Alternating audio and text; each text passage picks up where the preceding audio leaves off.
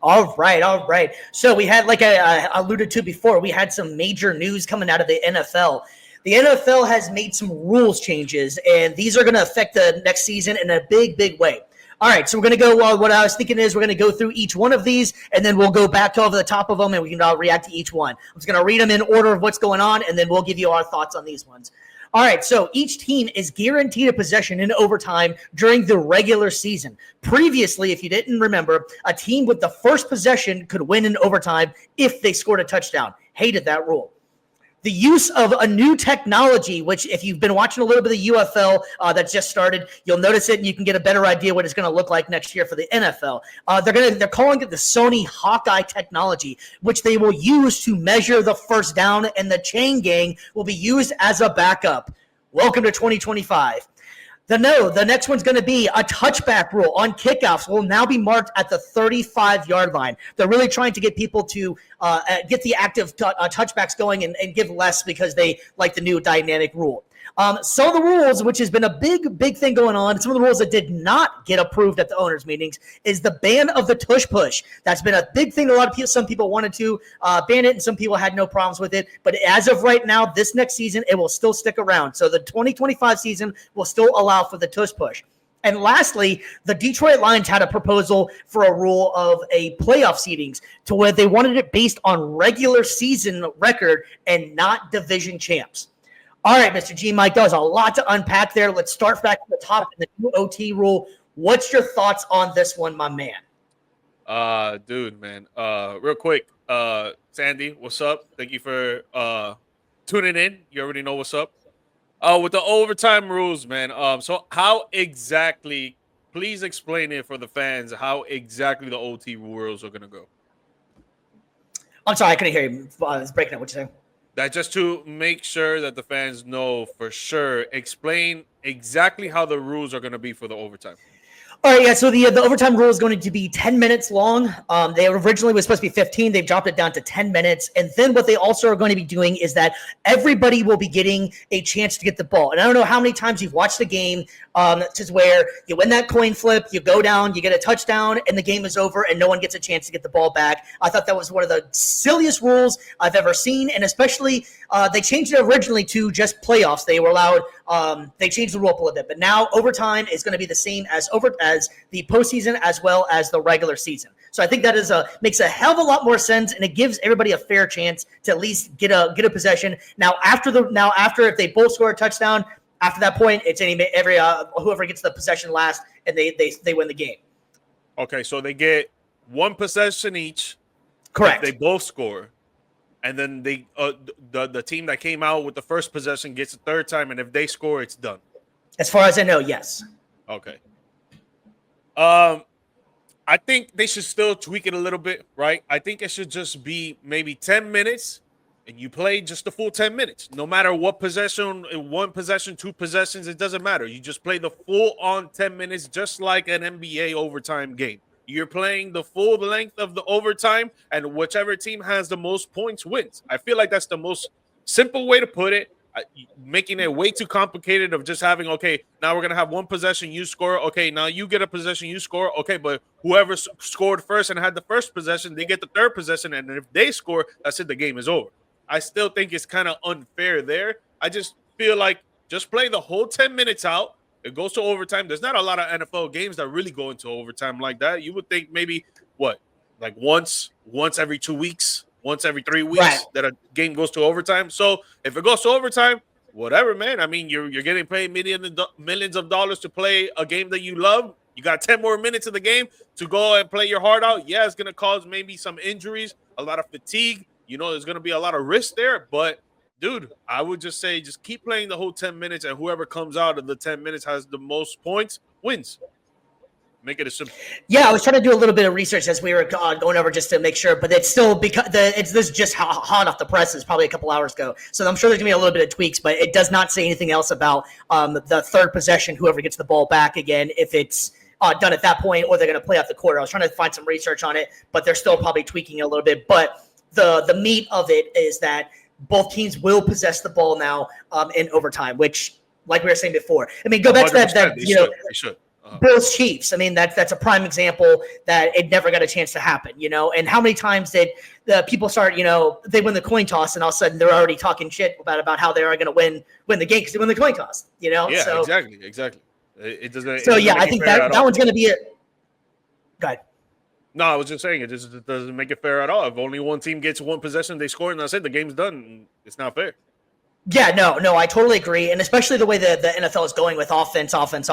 Why would you not give both guys the ball? Yeah, exactly. So then we have this one. It makes the most sense to me as well, and I can't believe it's taken this long as well. The second rule that got brought up is the new technology to measure first downs, in which the chain game is going to be the secondary now. Why we haven't been doing this for so long? I mean, hell, just in the playoffs last year, there was the big debate of whether it was a first down or not. And it ironically happened to have the Chiefs in it as well. But yeah, I think this rule is going to make the most sense. You're going to be a lot more precise on where the ball is, and it's going to actually make sense where they're going to place it, not just have a couple guys running across the field in a chain from 1952 or whatever year they started this, man. I think it's so outdated, and it makes so much more sense that we have the technology to do this. Why the hell we're not doing it? Yeah, no, and it's gonna save time too. You got to wait for these two refs to go run out there to the field and then measure it. It takes like about anywhere from like 2 minutes to 5 minutes, and depending on the game, depending on the situation. And you're just gonna have this fresh technology, like you said, it's 2025. Like, dude, we should have been doing this. But I feel like the NFL only really did it because this past weekend, if you guys don't know, the UFL started off their season week 1, and they had this technology in place. So I felt like the NFL was like, yo, these guys are making a big move on this technology stuff when it comes to the first down. I think we got to implement it already. Decided to do so. Yeah, no, I agree too. And I watched a little bit of the games on over the weekend for the UFL. How about the body cam? I love the body cam idea, man. That was pretty awesome. They had the body cams. You can see with the actual defender. I like how the referees are coming over and explaining the rule, and you can hear what's actually going on. Kind of fun because doing the live stuff that we like to do, there was a couple F-bombs that got dropped that couldn't catch up to it. So this is all the way live. Like, they are really doing this live. It's kind of fun. But no, I think the XFL has the right thing going, and I think the NFL is smart to let them try it out, see how it works, and treat it as like the minor leagues. Yeah, 100%. Well, my rushing receiving bets will hit more now. 100%. 100%. Dude, no, I agree. I feel like fans really want to be involved in athletes during the game, after the game, before the game. They want to see like the whole process of everything. And obviously you can't give the fans everything. You can't take away the personal stuff from these players as well. Like, I agree with that. But when it comes like just for the game itself, there should be cameras on every single like sideline, on every single end zone. Maybe not every single player, but maybe some players on the field that people want to see that as well. Like, it's going to bring more attention to the game, more love for the game, and more money for the game at the end of the day. Yeah, and I mean, we'll get it. It's not necessarily like a UFL take per se, but I really enjoyed some of the broadcasts that are doing with the UFL. Honestly, I found myself learning a lot more than I ever did about how they're calling these plays and what these plays actually mean. They explained it a lot in there. Whenever you have certain plays, we'll have like for instance, I was watching, I think it was the Memphis game, and they were using animals, but the start of the animal was what the side is that's going to go on the route. So a lion was on the left-hand side, and then they explained what actually is going on. But I just thought it was really cool how they were able to explain to a lot better for people that are just either learning or just never know what these long play sheets actually mean. They all mean they all have obviously meaning to them. I thought it was really cool that they actually gave you firsthand experience on what that actually entailed and gets involved with all that. So I thought that was really cool. Yeah, I mean, they got to do something different for sure. It's a spring football league. When the NFL's not on, obviously the NFL's king. That's probably not going to go away in our lifetime. But I can see the UFL picking up, bro. Maybe not in a short time period of 5 years, 10 years, but maybe when we're super old, maybe the UFL really does take off because people still want to watch football on a day-to-day basis or on a week-to-week basis, and you're giving them this league in the springtime when football is off. 5 months, 6 months after the Super Bowl? So it's like, No, I think it's a pretty cool league, and I think the football is watchable. I don't. It's not obviously NFL quality. It's still up there. It's basically kind of like watching a Division II football, if you will, or something like that. Or It's something to kill some time on a weekend, and it's cool too because some of these guys actually do make it into the NFL. I mean, take it for the kicker that was the sensation last year. Now he's a starting kicker for the Detroit Lions and killing it. Correct me if I'm wrong. You're a Cowboys fan. Brandon Aubrey, I think it wasn't he a UFL guy as well?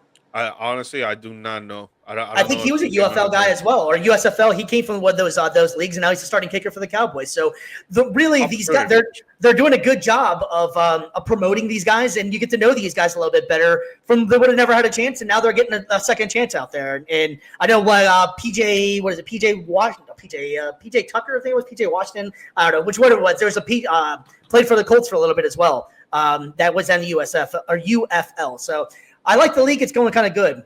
But that's not to take away from the big boys here, the NFL. And so there was the other couple rule changes we had in here. The kickoff the touchback going to the 35-yard line. Do you think that's too far, or are you okay with this? No, I'm okay with it. I think it's going to bring more opportunity for offensive scoring or special team scoring. And when if you watch a NFL game and you see a special team score, it's very exciting. Like either you're at the game or you're at home, you're watching it, you're like, yo, that's crazy. And oh my God, did you see this happen? Boom, boom, boom. And it's like, it's dope to see. And on top of the fact, with this whole kickoff rule change and stuff, I didn't even know this. I read this a little while ago, but the concussion rate on kickoffs last season dropped 43% from 2023. Obviously, they changed it last season is when they started using the new kickoff. So it's helping with injuries as well. So I think it's just a positive. It's a win-win. Yeah, and I find it to be, at first I was kind of like confused with it, but I find it to be exciting. I like the fact that they're getting it more, you're not just walking away and waiting, using the restroom, if you will, right over the kickoff starts, no one's going to do anything with it. Yeah. But let me float one crazy, since we're talking about rule changes out here. Correct me if I'm wrong, tell me I'm crazy, all right? So because all these NFL guys have such big, legs, they can kick it, freaking miles now. All right, so instead of having the kickoff, what if they created almost like a 1 point? All right. So you could either go for the 1 point instead of going and you get at your kickoff. If you miss it, the ball is in play. You play it live.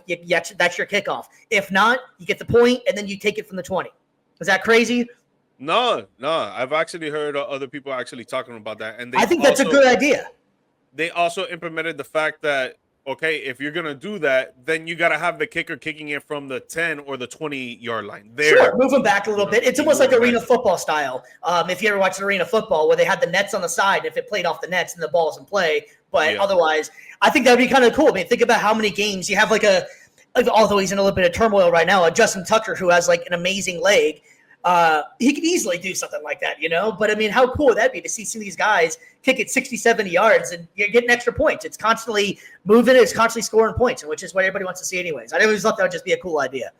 I mean, Justin Tucker ain't going to be playing in the NFL no more. That example. That boy is not playing in the NFL no more. Oof, man, that's what a wow. That sucks, man. I don't even feel bad for him, bro. It's kind of messed up, some of the stuff that's going on with that. All right, so then let's talk about what didn't happen. All right, we always talk about what did happen. Let's talk about what didn't. Oh, excuse me. Before we get into what didn't happen, there was one more thing that got passed, and that's replay assist. Replay assist is going to be available for a lot more calls now. If not, all the calls are going to be able to use replay assist now. So that's going to be a major part for. That should have been done like years ago, man. Because it's like, bro, you have either some flags that are questionable, some obviously knee downs, elbows downs that are questionable right before someone's going to make a touchdown or for a first down or whatever the case is. And especially when the clock is 20 seconds or less, 40 seconds or less, or even a minute or less where the game is super close and the teams are tied and the game is crucial and you're not checking every crucial play. That doesn't make sense to me. Like, you should be checking every crucial play. Yeah, it's going to prolong the game, but, dude, like, these guys are getting paid. The refs, the players, the coaches, the league, the fans are watching. They want to make sure that everything is accounted for. And if you're not watching every single play in crucial moments, man, it's like you really don't give a shit.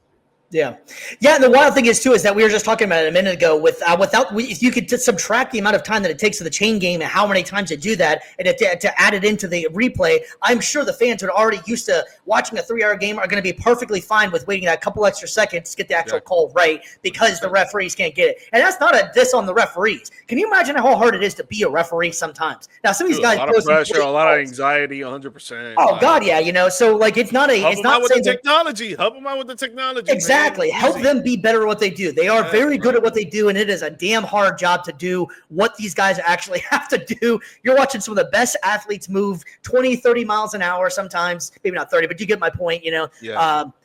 It's so hard to see sometimes. I mean, hell, Belichick was talking about how he used to have the guys wear the same color gloves so they can get away with more stuff. Like they're smart. Right, That's how they make it to the pros. They know what the hell they're doing. They know how to play the game. So having said that, though, that's another one that I think is going to make a lot of good for the NFL. The replay assist in there is going to be huge for that. All right, so like I was alluding to a couple minutes ago, let's get to what did not happen. So maybe we can finally, for the rest of this year, put this to bed. The tush push is going to be okay next year. Are you okay with that? What's your thoughts on that? Or is that just being haters because they can't stop it? I'm okay with it, bro. Again, the team that does it the most is the Philadelphia Eagles because they have a quarterback that can squat 350 or more pounds. I think he's like 6 something. Yeah, whatever the case is, but like he's doing weight that other quarterbacks don't do. Exactly. Right? Yep. Mostly other quarterbacks don't do because maybe Cam Newton was doing that at one point. But they're running a play that no other team can stop, and it's my rival team. I'm a Dallas Cowboys fan. I do not like the Philadelphia Eagles, but I don't believe that you should ban it just because one team is really great at it and everybody else just sucks. Like, dude, get better. Like, I'm sorry. Right. Tell your quarterback to squat 600 pounds. Tell your linemen to get in the trenches and get the blocking done. Like, I don't know what to tell you, but you can't run the play. Doesn't mean that you can stop the team that runs it the best and ban it forever. Yeah, no, well, I agree as well.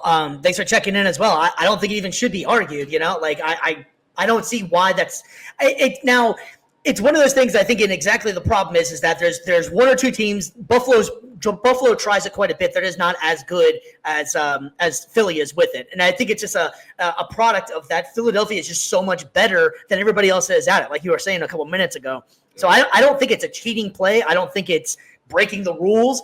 It's one of those things that just get better. Put your weight up. Literally, get big. That's it. Yeah. Get big. Get your weight up, man. I agree. And so I think this one's a really interesting rule. I want to spend a couple minutes on this one real quick. So the Lions, like we said before, the Lions proposed changing the playoff seeding, almost make it more of like an NBA style where divisions aren't as important. So the Lions wanted to do regular season wins opposed to divisional wins. What do you think about that? 100%, bro. Yeah, bro. You got these teams out here that are making playoffs because their division is so weak, and they're making playoffs. A 7-9, 8-7, whatever the case is, below 500, and you're still winning the division. That doesn't make sense to me. But whatever, you win the division. Okay, you win the division, but why is it that just because you win in the division, you get into the playoffs? No, I think it should be the top 7 teams in each conference. They get into the playoffs. That's it. I think it should be as simple as that. But obviously that they have divisions for a reason, and they try to take it as serious as possible. And even if you win the division, you can still be a wild card team, obviously, but it still gives you a chance to go down into the playoffs and try to make a Super Bowl run. But it just sucks when you have a division like what it was, the NFC North, I guess. The NFC West when the Seahawks went. No, last year with the Packers, Vikings, and Bears, or Packers, Vikings, and Lions. I'm sorry, Packers and Lions. Dude, those 3 teams, what they all finished above 10 wins, 11 wins last season. Yeah, I think so. They're all not the Bears, obviously, not the Bears. No, the Lions. I'm talking about the Lions, the Vikings, and they did all make playoffs because of the way that it trampled out, but. Imagine if what is it? NFC South? Yeah, the NFC South is the division that was weak. Imagine if that division was super weak. Like they weren't even winning more than 6 games each team, but whoever has the best record still gets into the playoffs. It's like, nah, man, it should be the 7 best teams of each conference get into the playoffs. Yeah, I think that's one thing I like about the NFL, though, is I think the importance of divisions. I enjoyed it. I think it's one of the few things that works with the NFL as far as keeping rivalries going. AFC North, you already know it because it means a lot to them. It's almost like the SEC, that old saying they always go, that means more here. I think that in the NFL, it still means a lot. You're always going to count on NFC. Like, you're a Cowboys fan. You know how that is. Think about all the rivalries that are built in your division alone. That are just based off the division itself. So I think that's what makes the NFL great is the divisions actually do matter. Basketball, most people can't even tell you which division each one of these teams is in because it doesn't matter at all. Who cares if you win the Southwest or Southeast, But in football, that still does matter. It's still a bragging thing that we're the NFC East champs or the AFC South champs.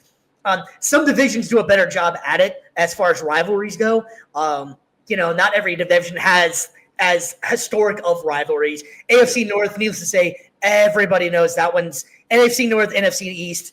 They just have some of the best rivalries going in football, and it's all based off the division. So I think the divisions mean a lot in football, and I appreciate that, and I like that, and I'm glad that they stick with that, and it still means something. So I'm kind of against the – go ahead.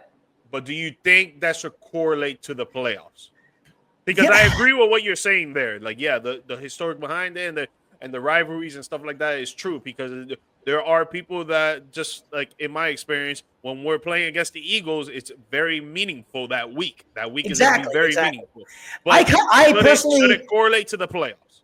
I like the way it is, to be honest with you. I like the divisions mattering. I think that play because it just plays out a lot better that way. I feel like because each one of the times you're gonna how many division games you're gonna have. Half your season is pretty much a division of games, so all those games really do matter the most. And if you're the best in your division, then you should be rewarded for it, even if you are the best worst, if that makes sense. Like for instance, I go back to the Beastquake game. I believe that was the year that I believe that the Seahawks were 7-9, I think it was, or they had a losing record, and then they ended up advancing in the playoffs. So It's almost like whenever you get to the playoffs, everybody's 0-0. You kind of start back over, So some teams get some things, or then you end up getting some teams that it ends up hurting them. Take the Bengals last year. The Bengals should have made the playoffs, but because they were so bad in the beginning and such division, that's why I think the division actually comes in and matters because a team like the Bengals, if you're going off of just record-wise, they probably should have made it in. And just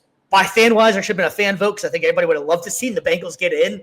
But didn't obviously work out that way, but I think that's why the divisions actually still do matter in the NFL. Bengals are a prime example of last year. Yeah. I mean, it is what it is. But yeah, so I think the NFL made some good moves here and good decisions on the rule changes that they made. You guys let us know out there if there's any other rule changes you guys would like to see, or if you like the ones that they did make. I think they did a pretty good job of listening to what the fans wanted, and ultimately, I feel like you were completely correct. Well, it's going to speed up the game with that chain game, and because the NFL sometimes can be a little bit mundane at times. I mean, if you're going on a 18-play drive, and it's the same thing over and over. You get a little mundane, and then you got to add the chain game in there. So I think this will speed up the game. And let's face it, everybody has a short attention span. We can't get people to watch us for an hour. So